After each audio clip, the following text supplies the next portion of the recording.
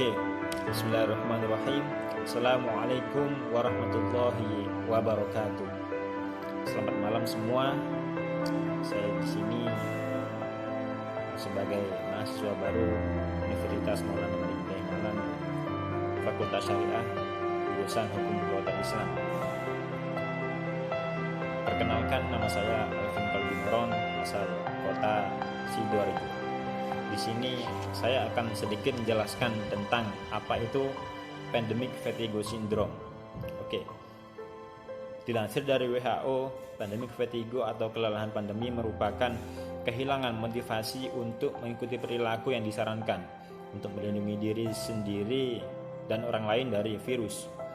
Kelelahan ini muncul secara bertahap dari waktu ke waktu dan dipengaruhi oleh sejumlah emosi, pengalaman, dan juga persepsi seseorang. Menurut WHO juga, penurunan motivasi sebenarnya memang wajar terjadi ketika kondisi tidak kunjung membaik untuk waktu yang lama.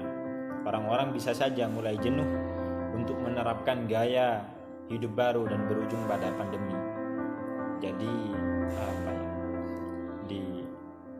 ketika masa pandemi ini tidak sedikit orang yang harus beradaptasi dengan kehidupan baru, dengan memakai masker, kemudian pembatasan jarak, kemudian hilangnya kerumunan di pasar.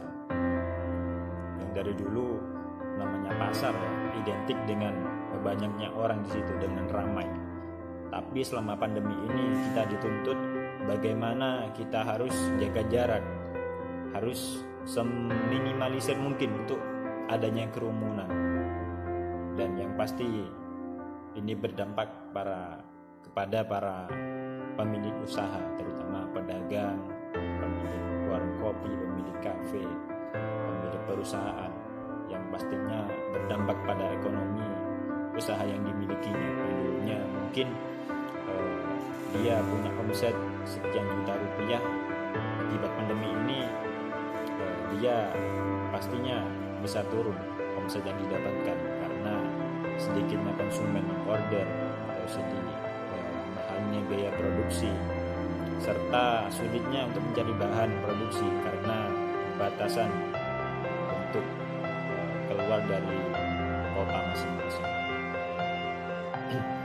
Kemudian di berbagai negara hal ini ditujukan melalui peningkatan jumlah orang yang tidak mengikuti rekomendasi protokol kesehatan, tidak lagi tertarik untuk mendapatkan informasi tentang pandemi, dan berpandangan bahwa mereka punya risiko yang rendah terhadap COVID-19. Jadi di beberapa negara mereka sudah tidak menghiraukan lagi yang namanya adanya COVID-19. Jadi mereka sudah lelah mendengarkan berita dari sana sini tentang perkembangan virus ini. Kemudian, mengapa sih seseorang bisa mengalami pandemi fatigue ini? Pertama, seseorang bisa saja tidak lagi merasa terancam akibat virus corona karena sudah terbiasa dengan keberadaan virus tersebut. Orang tidak lagi takut meski disuguhi dengan data resiko terkenanya dengan virus ini ataupun dengan banyaknya jumlah kasus akibat infeksi virus tersebut. Di sisi lain, lockdown dan pembatasan yang diterapkan juga membuat seorang merasa dirugikan dari waktu ke waktu. Untuk sebagian orang, konsekuensi serta biaya yang diperlukan untuk bertahan hidup dalam masa normal baru ini dirasa lebih besar dibanding risiko yang diakibatkan oleh virus tersebut. Jadi banyak juga di masyarakat luar sana mereka yang sudah lebih baik mencari kerja tanpa memperdulikan lagi adanya virus ini, karena biaya hidup dengan biaya pengobatan untuk virus ini lebih mahal biaya hidup. Jadi mereka lebih memilih untuk mencari uang demi memenuhi biaya hidup mereka daripada memperdulikan dampak dari virus tersebut di luar sana.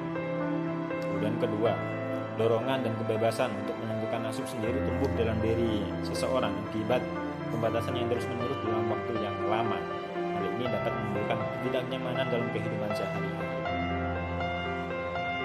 Dan yang ketiga, orang mungkin terbiasa dengan pandemi dan ancaman yang ditimbulkannya. Hal ini dapat menimbulkan perasaan berpuas diri. Jadi bisa kita simpulkan ya, ketika kita sekarang ini dalam masa PPKM, terutama daerah Jawa, Bali, dan sekitarnya, yang baru-baru ini sudah turun level di level 3 dan sebelumnya di level 4. Ketika kita mendapatkan kabar dari Bapak Jokowi tentang perpanjangan masa PPKM ini, pastinya tidak sedikit dari kita yang tidak kaget lagi, tidak heboh lagi dengan perkembangan kabar dari PPKM ini, karena kita semua sudah lelah dengan menunggu kapan selesainya sih pandemi ini, kapan selesainya COVID ini, karena kita semua sudah tidak sabar, sudah tidak betah lagi dengan kehidupan yang sekarang ini dengan banyaknya pembatasan. Kemudian mungkin pelajar sudah lelah dengan sekolah daring, mahasiswa juga lelah dengan sekolah dengan sistem daring, dengan banyak tugas, kemudian kuota yang menipis. Apalagi para orang tua juga sudah mulai resah karena anaknya di rumah lebih sering main gadget daripada belajarnya. Jadi seperti itu. Lalu bagaimana kita bisa mencegah yang namanya pandemi fatigue ini? Nah, ini 5 tips buat kalian semua di rumah yang bisa kalian terapkan untuk menghindarkan diri dari kelelahan pandemi ini. Yang pertama, yakni refleksi diri, belajar menerima dan sesuaikan ekspektasimu dengan kenyataan. Jadi punya ekspektasi yang tinggi itu hak setiap orang. Jadi ketika kita punya ekspektasi yang tinggi terhadap sesuatu, maka secara otomatis kita di situ harus sudah siap dengan akibat atau risiko yang akan kita hadapi di kemudian hari. Entah nanti kita tidak bisa mencapai tujuan tersebut, entah ada halangan apa, entah apa yang bisa membuat kita tidak bisa mencapai tujuan tersebut. Jadi kita harus bisa menerima dengan lapang dada. Jangan sampai ketika kita punya ekspektasi tinggi tapi kita tidak mau menerima ketika tujuan tersebut belum bisa kita capai, dan akibatnya akan menjadikan kita stres, kemudian imun menurun dan lain sebagainya. Kemudian yang kedua, mencoba berkegiatan fisik agar kita tetap sehat ya, seperti meditasi, kemudian olahraga teratur sesuai kemampuan fisikmu. Jadi dari sekarang saya lihat sendiri di beberapa media sosial sudah banyak mereka yang olahraga dari rumah. Jadi sudah bukan hal yang hal baru lagi ketika kita olahraga dari rumah. Jadi nggak harus gitu kita olahraga di lapangan dengan lapangan yang besar. Jadi kita cukup dari rumah, bahkan di kamar pun kita bisa, seperti halnya olahraga yoga, kemudian workout. Jadi itu menurut saya dua olahraga itu merupakan olahraga yang tidak memerlukan tempat yang luas dan alat yang banyak, apalagi alat yang mahal. Jadi semisal kita butuh alat, kita bisa membuat sendiri. Jadi cocok untuk kita yang sekarang dalam masa pandemi ini dan harus di rumah saja, dengan tanpa alasan kita tidak bisa olahraga dari rumah. Kemudian yang ketiga, tetap aktif belajar sesuatu yang baru dan bekerja tanpa perlu memaksakan diri. Jadi yang namanya belajar tidak harus di dalam kelas, tidak harus di sekolah. Bahkan kiai saya pernah berkata, pernah dawuh, belajar itu bukan hanya dari kelas, tapi lingkungan sekitarmu itu bisa dibuat media pembelajaran, bahkan lebih bagus efeknya ke anak daripada belajar di kelas. Oke, kemudian yang ketiga, tetap aktif belajar sesuatu yang baru dan bekerja tanpa perlu memaksakan diri. Jadi di era pandemi sekarang ini, bahkan sudah dari dulu-dulu, bahwa belajar itu tidak harus dari kelas, tidak harus datang ke sekolah.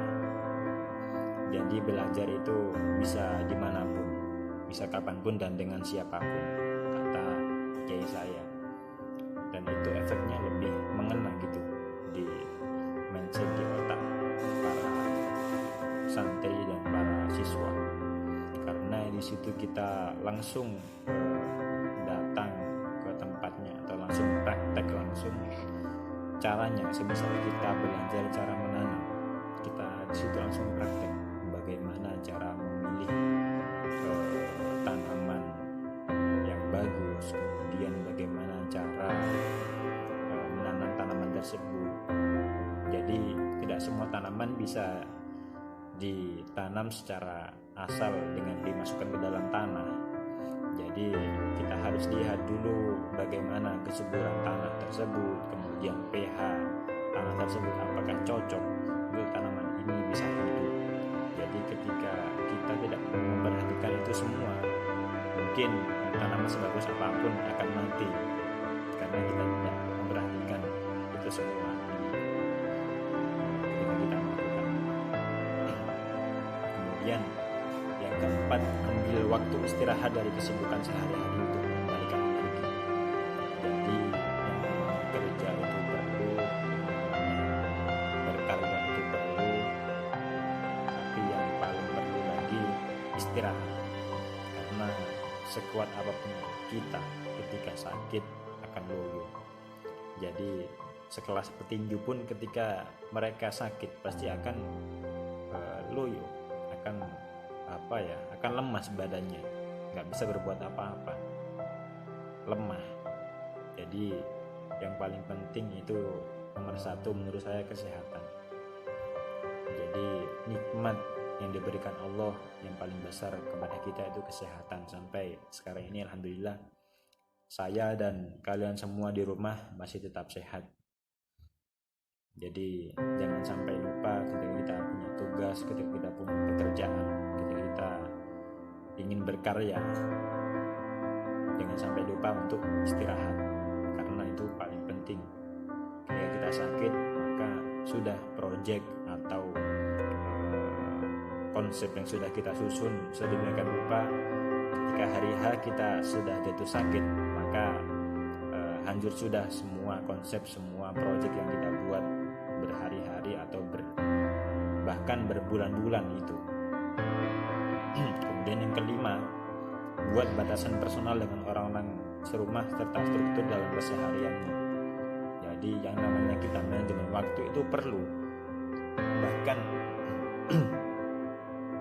seorang siswa itu pun perlu untuk manajemen waktunya. Mana waktunya belajar, mana waktunya mengerjakan PR, mana waktunya bermain, mana waktunya nge-game. Jadi ketika kita sudah punya manajemen waktu dari kecil, akan mudah untuk kita menyelesaikan tugas seberat apapun. Bahkan kita sekelas mahasiswa harus punya manajemen waktu yang bagus. Karena kedepannya ketika kita masuk di universitas akan banyak tugas-tugas dari organisasi atau dari ekstrakurikuler atau dari universitas itu sendiri. Jadi kita harus siap ketika kita diberikan tugas secara bersamaan oleh ketiga pihak tadi, dengan cara kita manajemen waktu. Mana waktunya kita mengerjakan tugas univ, mana waktunya kita mengerjakan tugas ekstrakurikuler, mana waktunya kita ikut ke organisasi, dan mana waktunya ketika kita harus refreshing, harus istirahat, seperti itu. Oke, saya kira cukup penjelasan yang singkat dan semoga bermakna bagi kalian semua di rumah tentang pandemi vertigo ini. Dan tetap semangat, jangan sampai turun semangat, karena kita masih muda dan pemuda harus bisa membuat bangsa ke depannya lebih baik. Ihdinas siratal mustaqim, wabillahi hidayah wa taufik. Wassalamualaikum warahmatullahi wabarakatuh.